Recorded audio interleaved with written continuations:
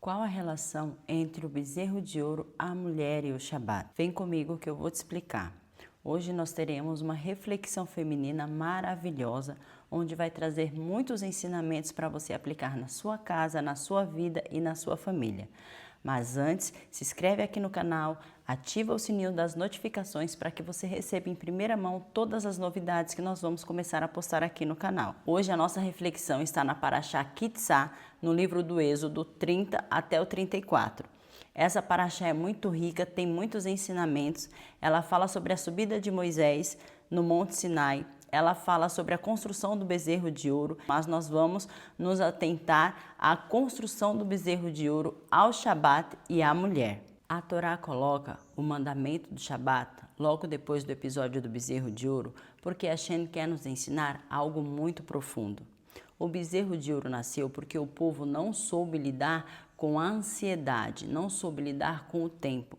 A demora de Moisés gerou no povo ansiedade, que gerou a pressão em Arão, que nasceu o bezerro de ouro. Esse imediatismo do povo por querer algo rápido, algo visível, algo palpável, nos mostra totalmente o contrário do que o Shabat ensina. Hashem falou: 6 dias trabalharás, mas no 7º dia é descanso do Senhor. O que Hashem está querendo nos dizer com isso? Que nós vamos produzir 6 dias, nós vamos nos preocupar 6 dias, mas se chegar no sexto dia tiver algo a ser resolvido, nós temos que simplesmente nos desconectar dos problemas, nos desconectar do que precisa ser resolvido e praticar esse momento de pausa, praticar esse momento de conexão. Nós vamos precisar aprender a lidar com o tempo. É justamente isso que a Hashem está querendo nos dizer. Se você aprender a internalizar o Shabat, você não vai precisar criar bezerros de ouro, porque você vai aprender a lidar com o tempo, você vai aprender a lidar com a pausa. Você vai aprender que esse problema que você vai resolver, que você precisa resolver, ele vai ser resolvido só no domingo, ele vai ser resolvido só na segunda-feira. Ele não vai interferir no seu momento de conexão. O que é o Shabat? É justamente você ter esta pausa, você preparar espaço para você se conectar com a presença divina, para você criar essa comunicação entre o visível e o invisível.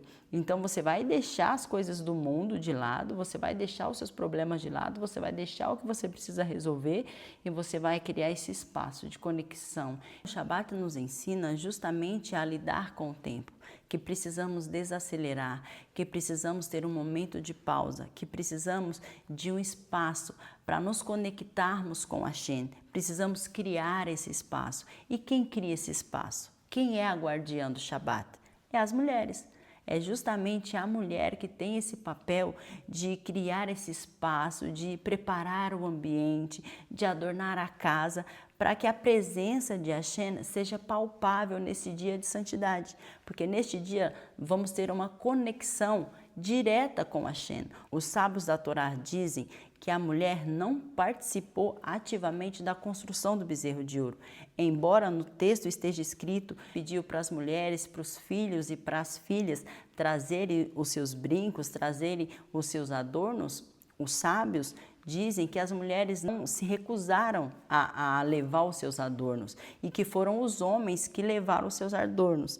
E por isso que os comentaristas dizem que o Rosh Hodesh foi dado à mulher como um presente por essa recusa que elas tiveram na participação do bezerro de ouro. Um outro texto também que afirma os comentários dos sábios é que na construção do Mishkan as mulheres participaram ativamente, porque no texto diz que homens e as mulheres foram entregar o ouro para a construção do Mishkan. Então mostra, os comentaristas até dizem que elas foram assim as primeiras a irem entregar os seus adornos para a construção. Então veja, para uma idolatria a mulher ela se recusou a participar. Agora, quando foi para algo, para Hashem, as mulheres estavam ali sendo as primeiras a entregar o seu melhor para que tivesse essa conexão. E é aí que entra a sabedoria da mulher. Justamente nesses momentos de instabilidade, de vulnerabilidade, em que talvez todos à sua volta querem uma atitude imediata, que a mulher tem que parar e usar a sua sensibilidade espiritual e falar assim, não, calma, não é assim, vamos fazer uma pausa. A mulher, ela tem essa sensibilidade. A energia de uma casa inteira depende da mulher. Por que eu digo depende da mulher? Porque se a mulher ela acorda com uma energia um pouco agitada, ela desestabiliza toda a energia de uma casa. Então a mulher ela tem essa sensibilidade, ela tem esse portal. As mulheres na construção do bezerro de ouro, elas entenderam que uma ausência momentânea não anularia a promessa de entrar na terra prometida. Elas tiveram maturidade espiritual e não agiram no imediatismo, não agiram na ansiedade, não agiram na insegurança. Dentro de uma casa, isso significa que uma situação difícil não pode ser transformada em uma sentença, que um momento de crise não define a sua identidade familiar, que o essencial não pode ser trocado por algo imediato.